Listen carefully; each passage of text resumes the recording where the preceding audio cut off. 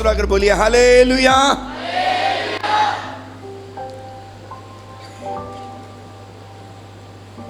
हम परमेश्वर के पवित्र वचन में से इस पहले सेशन में 45 मिनट है हमारे पास, एक महत्वपूर्ण विषय के ऊपर बात करेंगे।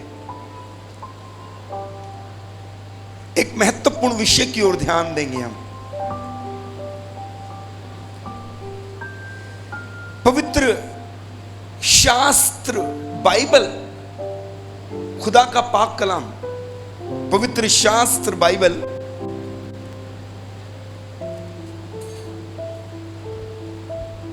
जब आप बाइबल को ध्यान से पढ़ेंगे तब आपको पवित्र शास्त्र बाइबल में से एक आयत,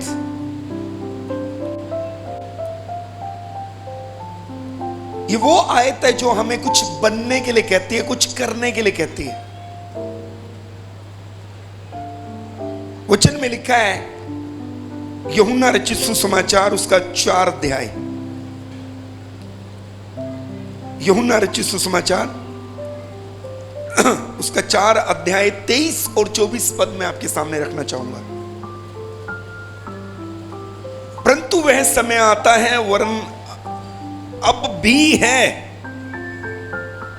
जिसमें सच्चे भक्त पिता की आराधना आत्मा और सच्चाई से करेंगे, क्योंकि पिता अपने लिए ऐसे ही आराधकों को ढूंढता है। परमेश्वर आत्मा है और अवश्य है कि उसकी आराधना करने वाले आत्मा और सच्चाई से आराधना करें।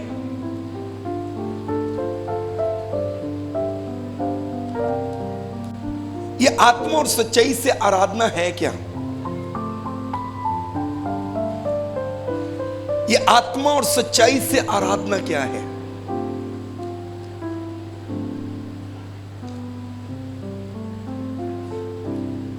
बाइबल में लिखा है, और यह बात प्रभु यीशु मसीह जी ने कही। प्रभु ने कहा अभी भी वो समय है कि जिसमें सच्चे आराधक पिता की आराधना आत्मा और सच्चाई से करेंगे।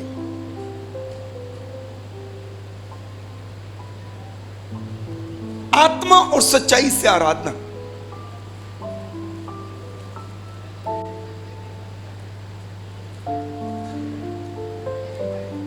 मुझे प्रभु ने एक बाइबल का कैरेक्टर, उसका एक विषय मेरे सामने मुझे याद करवाया।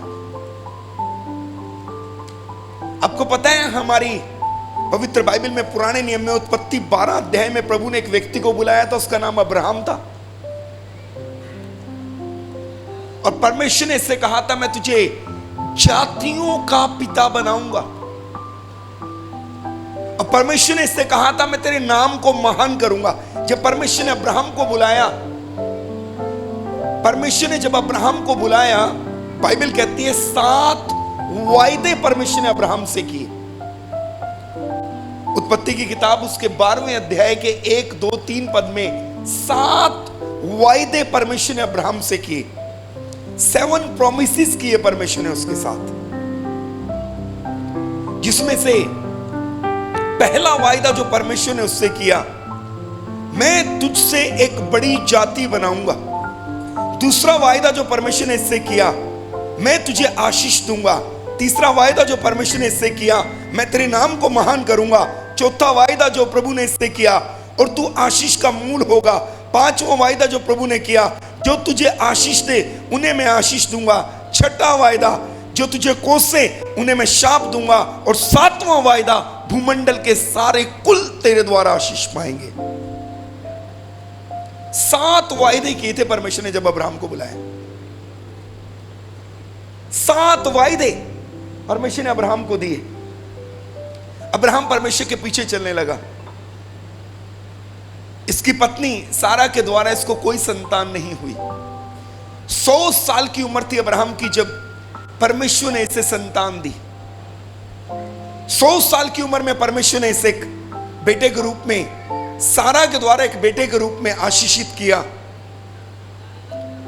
जिसका नाम इसहाक रखा गया, जिसके नाम का अर्थ है हंसी, खुशी, हंसी। अब मैं आपको बताना चाहता हूं कि जब वो टीन एज में आया, अब्राहम जब टीन एज में गया, तब परमेश्वर ने एक दिन अब्राहम को अचानक से कुछ करने के लिए कह दिया। और परमेश्वर ने अब्राहम को कहा, अपने बेटे को लेकर उस पहाड़ पर जा, मोरिया पहाड़, और वहां अपने बेटे को मेरे लिए बलिदान कर दे।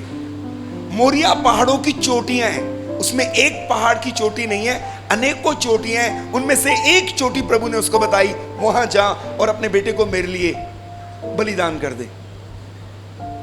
अब्राहम ने लकड़ ली, छुरा लिया, आग लिया, लकड़, छुरा, आग लिया, सेवक लिए। अब्राहम पहाड़ की तलहटी तक गया, उसके बेस तक गया पहाड़ पे चढ़ने के लिए, और उसने अपने नौकरों को वहीं छोड़ दिया।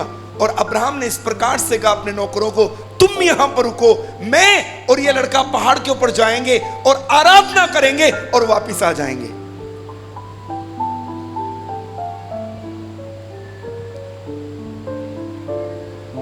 ERV बाइबल या अन्य कई अनुवादों में एक वर्ड आया, अब्राहम ने अपने नौकरों से कहा, यहां रुक जाओ, मैं और ये लड़का पहाड़ पे जा रहे हैं, हम आराधना करेंगे, वर्शिप करेंगे और वापस लौट आएंगे। मेरे पास पूरी बाइबल में सबसे यूनिक एग्जाम्पल है आपको ये समझाने के लिए कि आत्मा और सच्चाई से आराधना क्या है। सबसे डिफरेंट एग्जाम्पल है ये। हमने सीखा था, प्रभु यीशु मसीह ने कहा, अब वो समय आता है जब उसके आराधक आत्मा और सच्चाई से उसकी आराधना करेंगे। अब्राहम अपने नौकरों को कहता है, तुम यहां रुको, मैं और ये लड़का ऊपर जाएंगे, वर्शिप करेंगे और वापस लौट आएंगे। प्लीज बात नहीं करेंगे, प्लीज बात नहीं करेंगे बीच में, रिक्वेस्ट है मेरी आपसे, बातचीत नहीं करेंगे।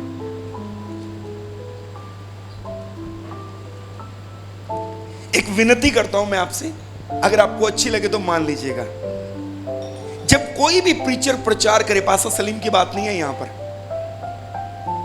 इवन एक छोटा बच्चा भी आकर अगर अपनी टेस्टमनी या बाइबल की कोई वर्ड्स बताए ना, आपने उसी को देखना है जो पुलपिट के ऊपर है, नहीं तो शैतान चुराने में माहिर है। वो आपके ध्यान को इधर उधर लेके जाएगा और जो उस समय मीटिंग में सबसे इंपॉर्टेंट बात है आपके लिए, उसको वो चोरी कर लेगा। इसलिए मैंने कितने लोगों को चर्च में चर्च की छत को ही देखते देखा। जब सरमन होता है वो चर्च की छत को देखते रहते हैं, फैंस को देखते रहते हैं, कौन सी कंपनी के हैं, लक्ष्मी के हैं कि उषा के हैं कि ओरिएंट के हैं। जब वो ये पढ़ रहे होते हैं ओरिएंट का फैन है, फिर दिमाग में आता है मेरे मामू के घर भी लगा था, सेम टाइम खुदा के दास ने कोई बात बोलनी होती है पवित्र आत्मा के द्वारा जो आपके लिए थी, और शैतान ने उसको ओरिएंट के चक्कर में चुरा लिया।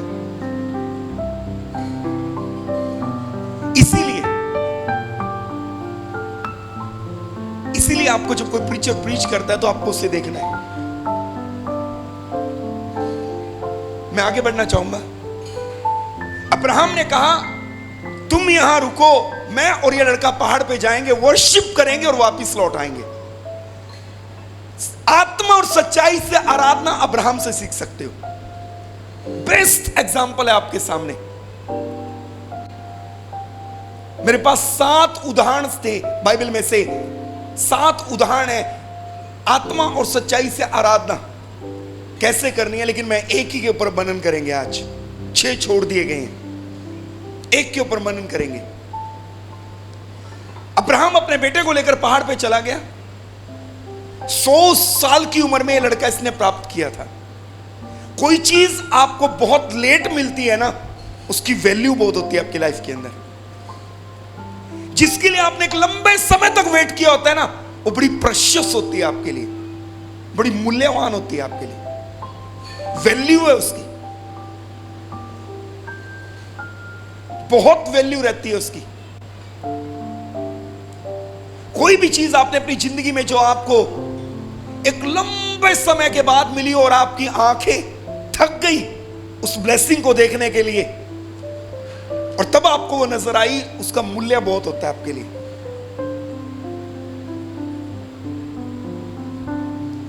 अब्राहम को 100 साल की उम्र में जाकर ये बेटा मिला। अब प्रभु ने कहा इससे मुझे बलिदान कर दे। अब्राहम उसे लेकर पहाड़ पे गया। मैंने हिंदी की बाइबल को कई बार पढ़ा। प्लीज, अभी मैं शाम तक यहां हूं 9 बजे तक, by the grace of God. आप में से किसी को भी, सब जवानों, मैं जवानों से बात कर रहा हूं, हम जवानों की मीटिंग में हैं, ये जवानों के लिए प्रचार है। मैं विश्वास करता हूं इस प्रचार के अंत में आप फील करेंगे कि आज की सुबह प्रभु ने आपको अच्छे शारीरिक भोजन के साथ साथ एक आत्मिक अच्छा भोजन भी दिया है। प्रभु आपसे अभी बात करेंगे। मैं विश्वास करता हूं अगर मैं यहां ना होता, कोई और प्रीचर भी होता, तो भी प्रभु आपसे बात करते।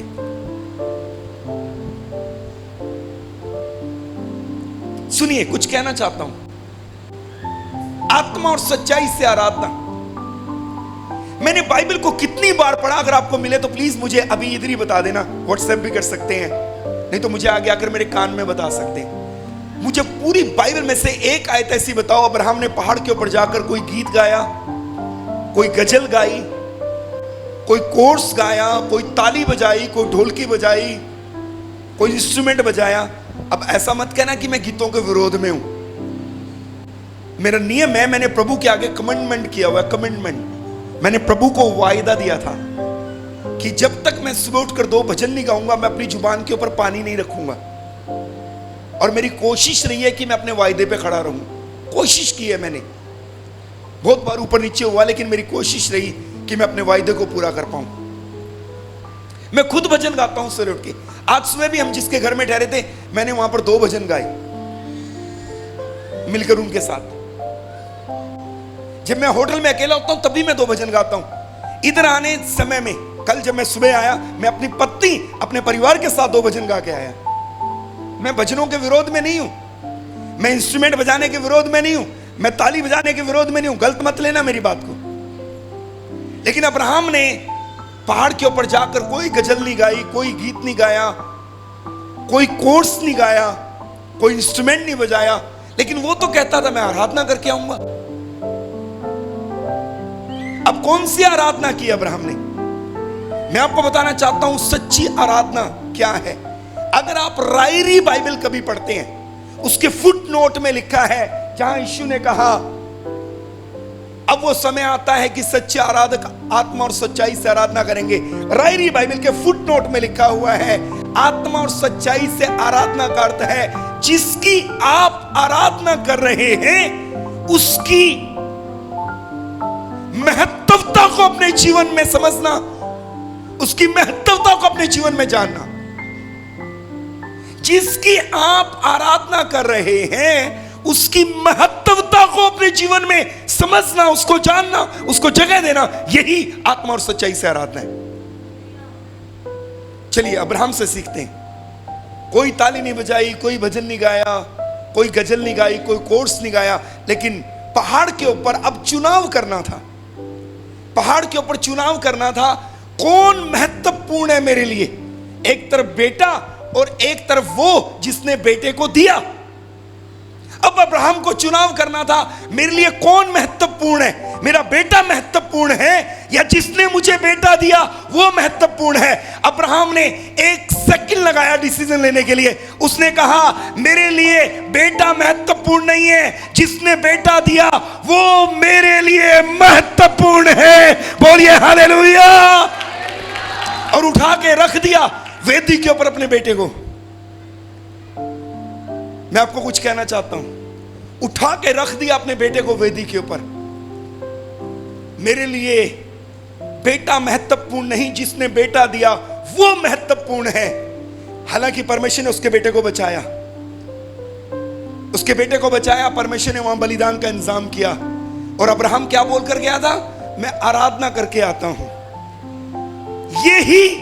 यही आराधना थी जो अब्राहम के लेखे में आराधना गिनी गई। यही है वो आराधना जो अब्राहम के लेखे में आराधना गिनी गई। मैं आपको बड़ी विनम्रता से कहना चाहता हूं, अगर आप आत्मा और सच्चाई से आराधना करना चाहते हैं, हर वो चीज जिसने आपके जीवन में परमेश्वर से बढ़कर जगह ले ली है, आज अब्राहम के जैसों से वेदी के ऊपर रखने की जरूरत है। हर वो चीज जिसने आपके, हम जवान हैं, ये यूथ जवानों की मीटिंग है। अक्सर ऐसा होता है जीवन में, कभी कभी कुछ अनचाहे लोग, बिना परमेश्वर की मर्जी के लोग हमारी जिंदगी में आ जाते हैं, और कभी कभी उनका स्थान हमारे जीवन में परमेश्वर की जगह लेने लगता है। कभी कभी उनका स्थान परमेश्वर के स्थान को छूने लगता है। आत्मा और सच्चाई से आराधना अब्राहम से सीखिए। आत्मा और सच्चाई से आराधना का अर्थ है आप जिसकी आराधना कर रहे हैं उसके महत्व को अपने जीवन में स्वीकार करना। माने जिसकी आप वर्शिप कर रहे हैं उससे महत्वपूर्ण और कोई नहीं है आपकी लाइफ में। अगर आप में से कोई भी जवान ऐसा है जिसकी जिंदगी में परमेश्वर से महत्वपूर्ण कोई और है, तो मैं कहूंगा आज हमें अब्राहम से सीखकर एक बार रुककर ठहर कर, एक बार थोड़े समय के लिए ठहर कर देखने की जरूरत है कौन सी वो चीज है जो अभी भी वेदी के ऊपर रखना बाकी है।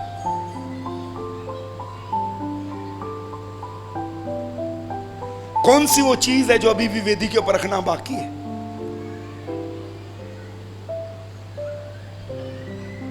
स्मिथ विगलेसवर्थ जिसके द्वारा इंग्लैंड में 10 मुर्दे जिंदा हुए। स्मिथ विगलेसवर्थ वो व्यक्ति था जिसके द्वारा इंग्लैंड में 10 मुर्दे जिंदा हुए। वो एक प्लम्बर था। एक दिन परमेश्वर ने स्मिथ विगलेसवर्थ को इस प्रकार से कहा, मैं तुझे तब तक जलाऊंगा जब तक तेरे अंदर से स्मिथ विगलेसवर्थ खत्म ना हो जाए। मैं तुझे तब तक जलाऊंगा जब तक तेरे अंदर से स्मिथ विगलेसवर्थ खत्म ना हो जाए। और मैं बोलना चाहता हूं जिस दिन उसके अंदर से स्मिथ विगलेसवर्थ खत्म हुआ, यीशु उसके अंदर से दिखाई दिया। कहने की जरूरत नहीं, इंग्लैंड में 10 मुर्दे जिंदा हुए उसके द्वारा। आप परमेश्वर के लिए बेशकीमती हैं, आप मूल्यवान है परमेश्वर के लिए। यशायाह 43:3 में प्रभु ने 4 में प्रभु ने कहा, तू मेरी दृष्टि में अनमोल और प्रतिष्ठित है और मैं तुझसे प्यार करता हूं। आप बेशकीमती हो। अपनी जिंदगी को यूं ही किसी इंसान के पीछे लगकर बर्बाद मत कर लेना। ऐसे व्यक्ति के पीछे लगकर अपनी जिंदगी को बर्बाद मत कर लेना जिसके पास कोई दर्शन ही नहीं है। मैं अक्सर कहता हूं जवानों को, शादी तो हो ही जाएगी, पर किसी ऐसे व्यक्ति को अपने गले मत बांध लेना जो आपकी बुलाहट को बर्बाद कर दे।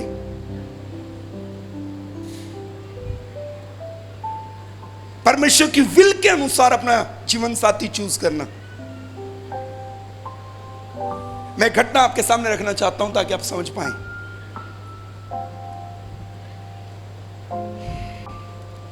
बाइबल के पात्रों के बाद, बाइबल में लिखे पात्रों के बाद, अगर दुनिया में अनॉइंटिंग के मामले में, मस्सा के मामले में, प्रभु के साथ चलने के मामले में, बाइबल के पात्रों के बाद अगर किसी ने दुनिया को प्रभावित किया था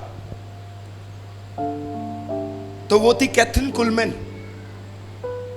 इतना बड़ा अनॉइंटिंग उसके ऊपर था कि उसकी बॉडी उस अनॉइंटिंग को कैरी नहीं कर पाती थी। जब मैंने पढ़ा उसके बारे में, वो गिर जाती थी जमीन के ऊपर। जैसे यूहन्ना प्रकाशित वाक्य 1 अध्याय में परमेश्वर की उपस्थिति को सहन ना कर पाया और वो गिर गया। यूहन्ना प्रकाशित वाक्य 1 अध्याय में परमेश्वर की प्रेजेंस को कैरी ना कर पाया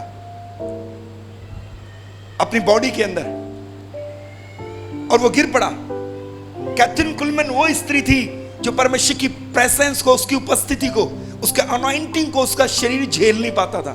माने माफ करना, झेल शब्द गलत बोल दिया, मतलब सहन नहीं कर पाता था और वो गिर पड़ती थी। कैथरीन कुलमैन, परमेश्वर ने उसे सामर्थ्य रूप में इस्तेमाल किया। उसके द्वारा बेनी हिन के जैसे सेवक खड़े हुए। परमेश्वर ने उसे धधकती आग बनाकर अपने लिए इस्तेमाल किया।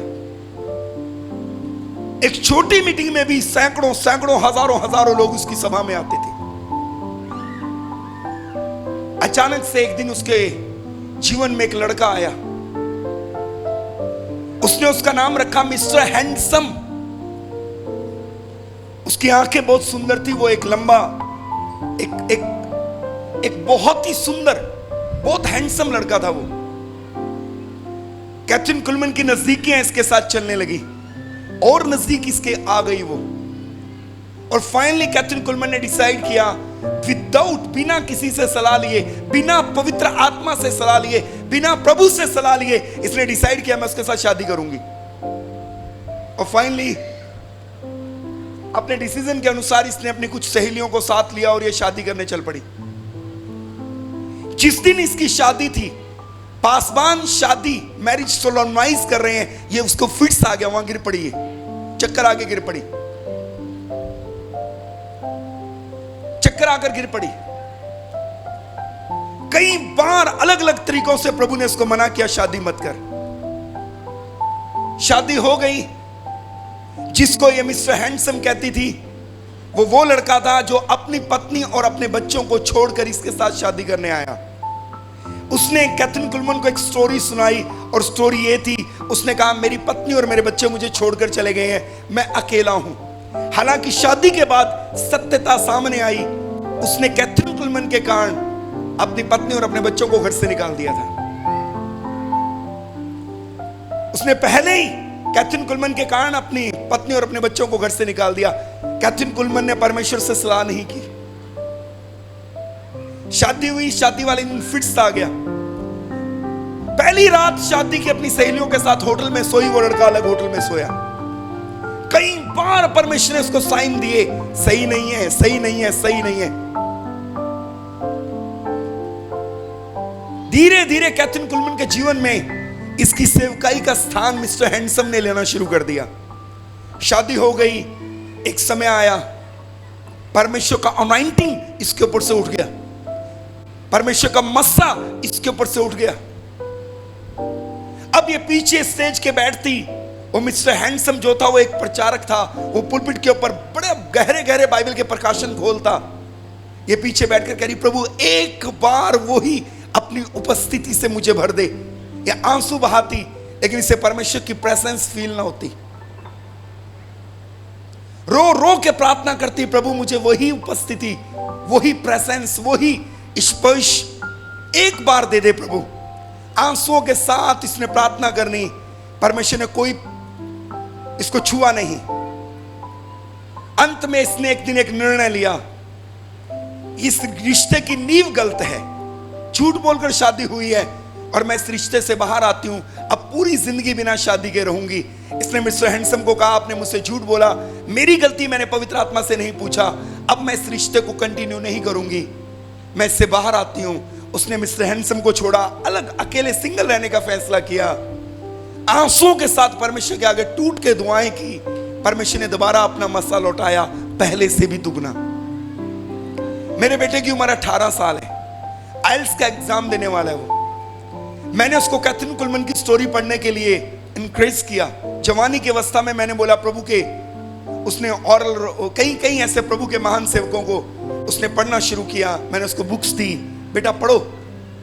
तब उसने कैथरीन कुलमन की स्टोरी पढ़ने के बाद, जीवनी पढ़ने के बाद, एक दिन रात को, आधी रात को लगभग, मैंने उससे पूछा, बेटा आपने कैथरीन कुलमन के जीवन से क्या सीखा?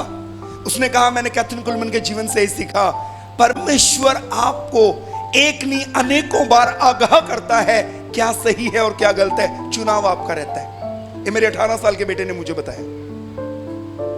परमेश्वर आपको एक बार नहीं अनेकों बार अलग अलग तरीकों से आगाह करता है, अलर्ट करता है क्या सही है क्या गलत है, चुनाव आपका रहता है। मैं कुछ कहना चाहता हूं। एक दिन आया, कैथरीन कुलमन को पता चल गया, अगर मैं सच्ची आराधक बनना चाहती हूं तो मुझे उसे वेदी के ऊपर रखना पड़ेगा जिसने मेरे परमेश्वर की जगह मेरे जीवन में आके ले ली। आराधना की डेफिनेशन है, सच्चे आराधक की डेफिनेशन है, आप जिसकी आराधना कर रहे हैं उसके महत्व को अपने जीवन में स्वीकार करना कि वो आपके लिए इंपॉर्टेंट है, उसके अलावा और कोई नहीं। अब्राहम ने कोई ताली नहीं बजाई, कोई भजन नहीं गाया, कोई कोर्स नहीं गाया, कोई इंस्ट्रूमेंट नहीं बजाया, लेकिन बोल के गया, मैं आराधना करने जा रहा हूं, मैं आराधना करने जा रहा हूं। बस पहाड़ के ऊपर चुनाव था, बेटा इंपॉर्टेंट या वो जिसने बेटे को दिया। और उसने कहा, मेरे लिए बेटा महत्वपूर्ण नहीं है, जिसने बेटा दिया वो महत्वपूर्ण है। चुनाव। इस यूथ मीटिंग के अंदर आप चुनाव कीजिए, आप चुनाव कीजिए। अगर आप इस मीटिंग में बिना चुनाव के उठ के चले गए तो मैं आपको कहना चाहूंगा, आप ये मीटिंग आपके लिए फायदेमंद नहीं थी। एक निर्णय तक पहुंचे, एक फैसले तक पहुंचे।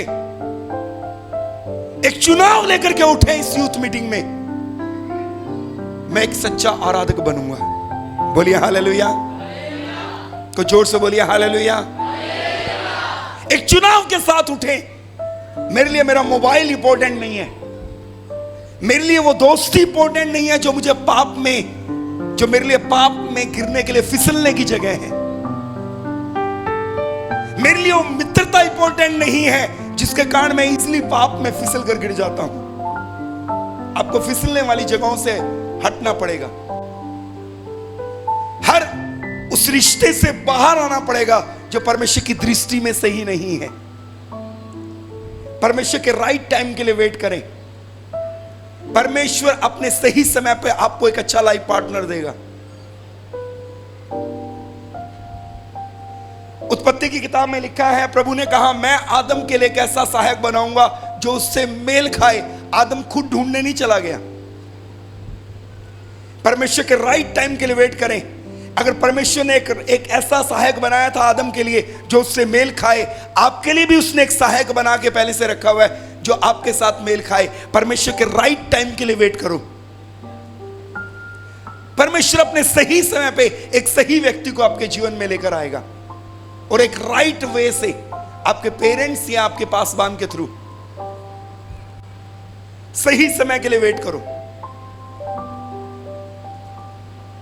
मैं बड़ी विनम्रता से आपसे कहना चाहता हूं, आए आज अब्राहम के जैसे हर वो चीज जिसने हमारे जीवन में परमेश्वर से बढ़कर महत्व ले लिया है, आए आज उसे अब्राहम के जैसे एक वेदी के ऊपर रख दे और एक सच्चे आराधक बने। अब मैं आपको बताना चाहता हूं, अगर आप एक सच्चे आराधक हैं, अगर बन गए हैं, तो आपको बढ़ने से कोई नहीं रोक सकता। पौलुस ने कहा जो वायदे परमेश्वर ने अब्राहम से की, जब आप यीशु में आते हैं वो वायदे आपके लिए भी पूरे होंगे। और वो 7 वायदे परमेश्वर ने अब्राहम को कहा था, मैं तेरे नाम को महान करूंगा, मैं तुझे आशीष दूंगा, मैं तुझे बढ़ाऊंगा, जो तुझे कोसे वो श्रापित होगा, जो तुझे आशीष दे वो आशीषित होगा, पृथ्वी के सारे कुल तेरे द्वारा। 7 वो वायदे जो परमेश्वर ने अब्राहम से किए, वो 7 के 7 आपके जीवन में पूरे हो जाएंगे। बोलिए आमीन। कोई हाथ उठाकर बोले जोर से आमीन। कोई और जोर से बोले आमीन। संसार में आकर्षण है। मैं बड़ी विनम्रता से आपके सामने बात रखना चाहता हूं, हम्बली सर झुकाकर परमेश्वर की प्रेजेंस में मैं आपके सामने एक बात रखना चाहता हूं। हर खुला द्वार प्रभु की ओर से नहीं है। जवान भाइयों बहनों, आपकी लाइफ में हर खुला द्वार प्रभु की ओर से नहीं है। आपको प्रार्थना करके चुनना पड़ेगा, परमेश्वर की प्रेजेंस में ठहरना पड़ेगा। कोई चीज अच्छी हो सकती है, लेकिन आपने चूज करना है पवित्र आत्मा से पूछकर क्या वो आपके लिए है या नहीं। कोई चीज अच्छी हो सकती है, कोई भी चीज अच्छी हो सकती है, पर क्या वो आपके लिए है या नहीं, पवित्र आत्मा से पूछ के चुनाव करना पड़ेगा। हर खुला द्वार प्रभु की ओर से नहीं। आपको पवित्र आत्मा की गाइडेंस में आगे बढ़ना पड़ेगा। अगर आप एक जवान हैं, एक गलत decision, just one wrong decision, एक गलत डिसीजन आपकी जिंदगी को आबाद होने के बजाय बर्बाद कर सकता है। एक गलत डिसीजन। हम अपने जीवन में बहुत कुछ खो देते हैं गलत निर्णय लेकर, बहुत कुछ खो देते हैं। मैं एक बेटी को जानता हूं, कलीसिया में आई, पापों से पश्चाताप किया, बपतिस्मा लिया, एक बहुत बड़ी आराधक थी। उसके किसी के साथ रिश्ते सही नहीं थे शादी से पहले। बहुत समझाया गया उसे कि यह परमेश्वर की दृष्टि में सही नहीं है, यह परमेश्वर की दृष्टि में सही नहीं है। मैं आपको कुछ कहना चाहता हूं बड़ी विनम्रता के साथ। मार्टिन लूथर ने कहा, जो एक महान आंदोलन करता हुआ जिसने बाइबल के लिए आंदोलन किया, मार्टिन लूथर ने कहा, मैंने संसार में बहुत सी कलीसियाओं को देखा और बहुत सी कलीसियाओं में संसार को। मैंने संसार में बहुत सी कलीसियाओं को देखा और बहुत सी कलीसियाओं में संसार को। उस बेटी को यह समझ आता था कि शायद प्रभु को जानने के बाद पाप करो और फिर आके माफी मांग लो इतना आसान है। जितने जवान यहां बैठे हैं, मैं आपसे खुल के बात करना चाहता हूं। अगर आप यूथ मीटिंग में आए तो मेरा फर्ज बनता है कि मैं कुछ बातें आपको बताऊं, अगर ना बताऊं तो मैं दोषी हूं। अगर आप प्रभु में आ गए, आपने प्रभु को जान लिया और फिर भी आप पाप करने की इच्छा रखते हैं, बड़ी विनम्रता से मैं आपको कहना चाहता हूं, प्रभु माफ करेगा। प्रभु में आने के बाद भी अगर आपने पाप कर दिया, प्रभु माफ कर देगा, क्योंकि वो माफ करने वाला पिता है। लेकिन एक बात बड़ी भयानक आपको बताऊंगा, एक प्राइस टैग साथ में आएगा, कीमत का तगमा साथ में आएगा। दाऊद ने प्रभु को जानने के बाद भी विचार किया कि प्राइस टैग साथ में आया माफी के। खुदा ने माफ कर दिया, लेकिन एक कीमत का तगमा साथ में आया, जिसे प्राइस टैग कहते हैं। वो था उसके बच्चे की मृत्यु। समसून को खुदा ने माफ किया, लेकिन प्राइस टैग साथ में था। आंखें नहीं थी तब उसके पास, दुश्मन ने उसकी आंखें फोड़ दी थी। प्रभु माफ करेगा, लेकिन एक कीमत का तगमा साथ में आएगा अगर आप प्रभु में हैं और फिर आप पाप करने की इच्छा रखते हैं। जवानों, मेरे भाई, मेरी बहनों, मैं आपको कहना चाहता हूं, उस बहन से बहुत विनती की गई, अब तुम प्रभु में हो, तुम्हें इस तरह के काम शोभा नहीं देते। एक मैरिड व्यक्ति के साथ उसके रिश्ते बन गए, शादीशुदा व्यक्ति के साथ रिश्ते बन गए, जिसके पहले से बच्चे थे। बहुत समझाया गया उसको। फाइनली एक दिन उसका शादी हुआ। शादी होने के बाद उसके घर में एक बच्चा पैदा हुआ। वो बच्चा इतना बीमार था कि उसके गले को काट कर उसके अंदर एक ट्यूब डाली गई और हर रोज उसको सक्शन करना पड़ता था, उसकी बलगम निकालनी पड़ती थी। कुछ सालों के बाद वो बच्चा मर गया। उसे पूरी पूरी रात अपने हाथ में लेकर ये बहन बैठी रहती थी। खुदा ने माफ किया, लेकिन एक कीमत का तगमा साथ में था। बाइबल में लिखा है, जवान अपनी जवानी के दिनों में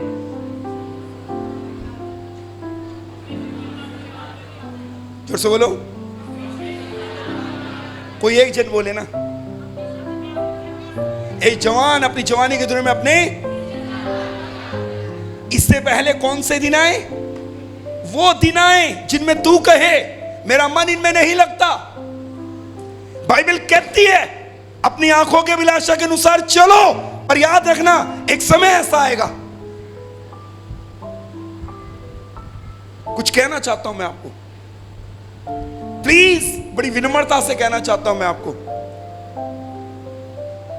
अगर आप जवान हैं, अपने जीवन को प्रभु के लिए पवित्र होने के लिए अर्पण करें।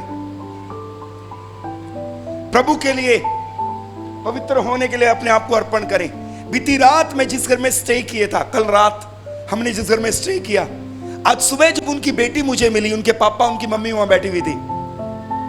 उस बेटी को एक बीमारी है, तकलीफ है। बड़ी हम्बली मेरे पास आकर, छोटी लड़की है, +2 पास किया है उसने, मुझे आकर कहती है मेरे लिए प्रार्थना करो। मैंने बोला क्या प्रार्थना करूं? बोली पहले मैं 4 घंटे प्रभु के आगे ठहरती हूं, अब मैं 8 घंटे ठहर पाऊं, मुझे खुदा बल दे, ऐसी दुआ कर दो मेरे लिए।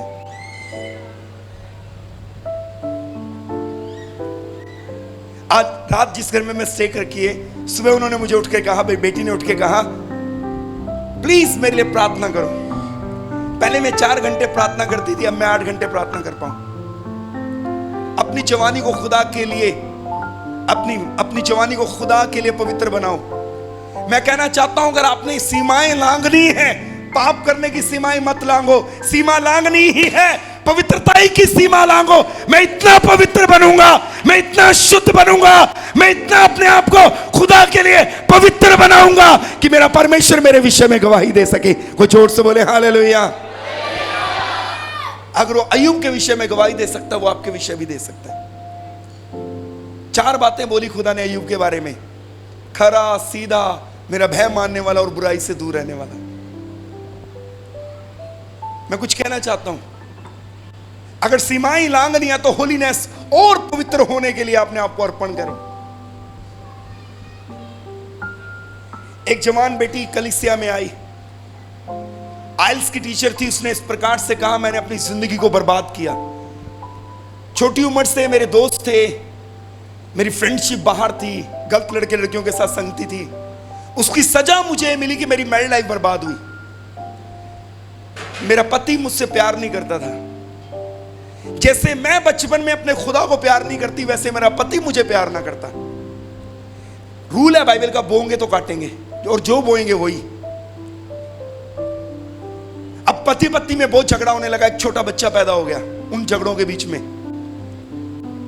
और जब वो छोटा बच्चा बड़ा हुआ, उसका पति उसको छोड़कर किसी औरत के साथ चला गया। इसके बाद इसने और अपनी जिंदगी को बर्बाद किया गुस्से में। और सवाल क्या किया करती थी, प्रभु ने मुझे क्या दिया, प्रभु ने मेरे लिए क्या किया। हमेशा उसका एक ही सवाल है, मतलब मुझे लगता है उसके पास ये सवाल होगा, प्रभु ने मेरे लिए क्या किया। और अपना जीवन बर्बाद किया। एक बार उसे पवित्र आत्मा ने छू लिया, उसे अपनी सारी गलतियों का एहसास हुआ। मेरे पास आके कहती है, मैंने अपने सारे पापों से पश्चाताप करके जीवन प्रभु को दे दिया है। सिर्फ एक क्वेश्चन पूछने आई हूं आपसे, हर गलत रिश्ते से बाहर आ गई हूं मैंने अपने पापों से पश्चाताप करके अपना जीवन प्रभु को दे दिया। एक क्वेश्चन पूछने आई हूं, सिर्फ एक क्वेश्चन, और क्वेश्चन मेरा यह है, अब आगे से मैं पवित्र कैसे रह सकती हूं? आगे से मैं संसार से बचकर, संसार की अभिलाषाओं से बचकर कैसे रह सकता हूं? मैंने प्रभु से बात करी। मैंने बोला, प्रभु मैं क्या सलाह दूं इसको? मैंने प्रभु से कहा, प्रभु आप बताइए मैं इस बहन को क्या सलाह दूं?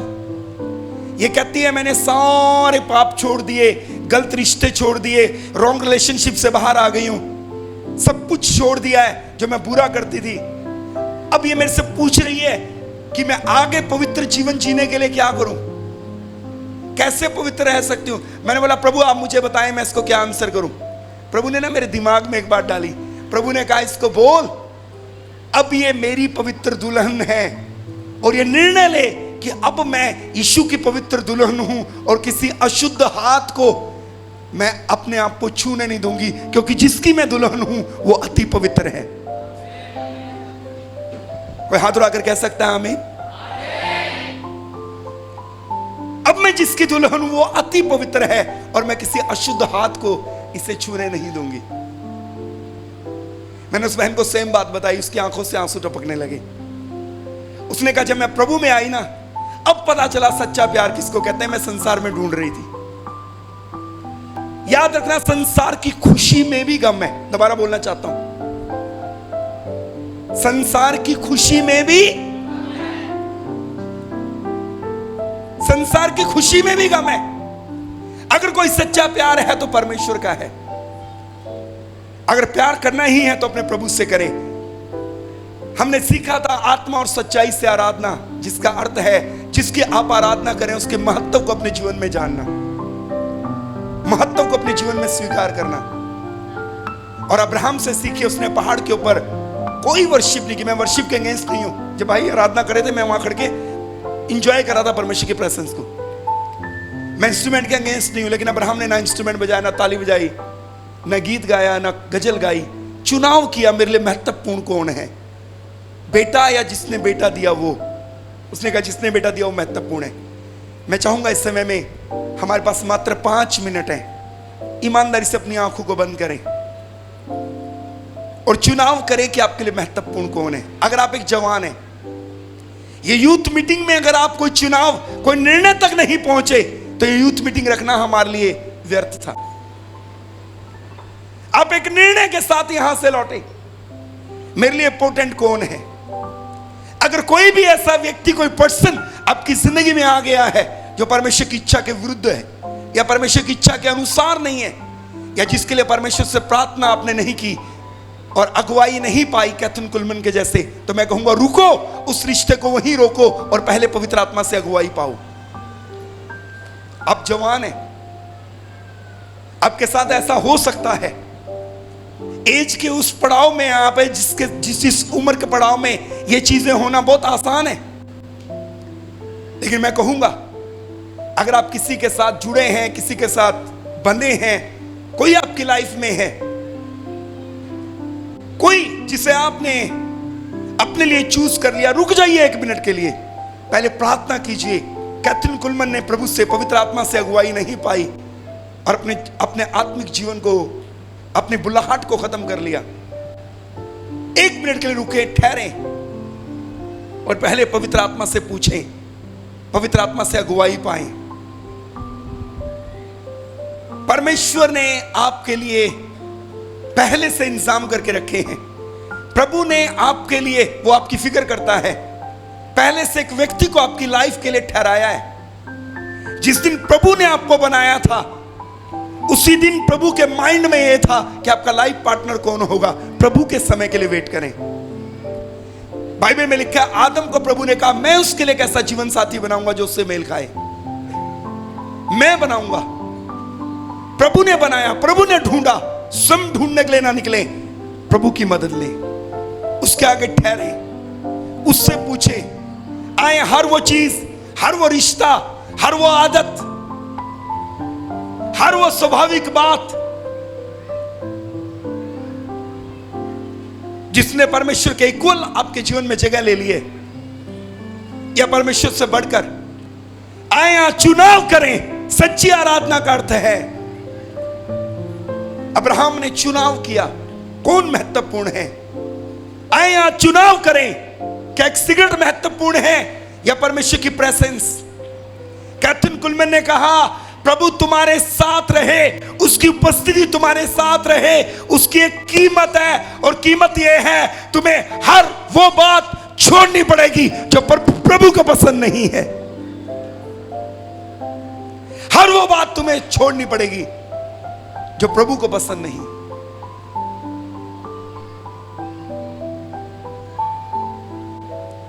आए, आज ये सभा कीमत चुकाने की सभा है।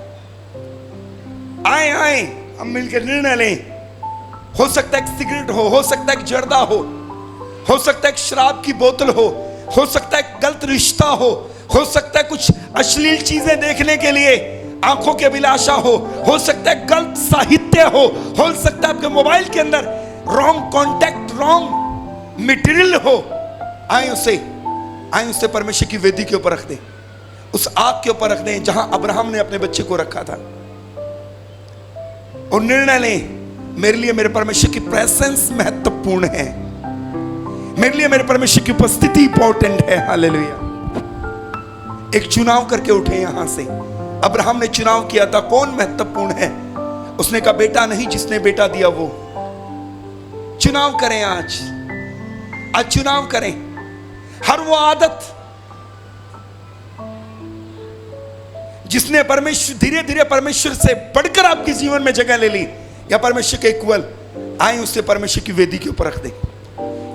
आज की सुबह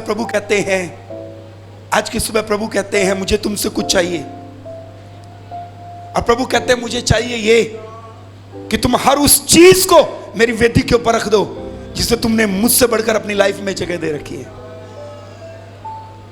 आए परमेश्वर की ओर लौटे और एक निर्णय के साथ उठे आज यहां से। ये सभा बदलाव की सभा है। ये 3 दिन की मीटिंगें बदलाव की मीटिंगें हैं।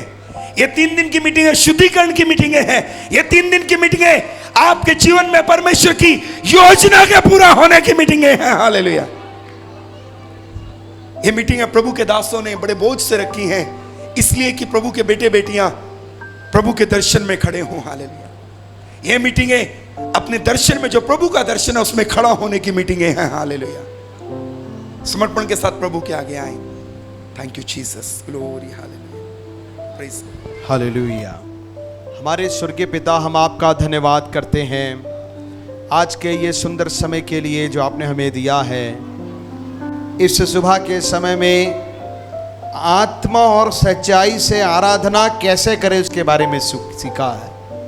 ऐ खुदावंदा, हम वो हर एक बातों को जो हमारे जीवन में अड़चन है कि तेरी मंशा को पूरा कर सके, उसको हम पीछे करते हैं, उसे हम छोड़ने का फैसला करते हैं। खुदावंदा, आपने अपने दास को वचन सुनाने के लिए इस्तेमाल किया, तेरा धन्यवाद। इन दिनों में आप अपने वचन के द्वारा हमें शुद्ध और पवित्र कर रहे हो, इसके लिए धन्यवाद। ऐ खुदावंद, मैं प्रार्थना करता हूँ आगे के सत्रों को भी आपके हाथों में सौंपते यीशु मसीह के नाम से।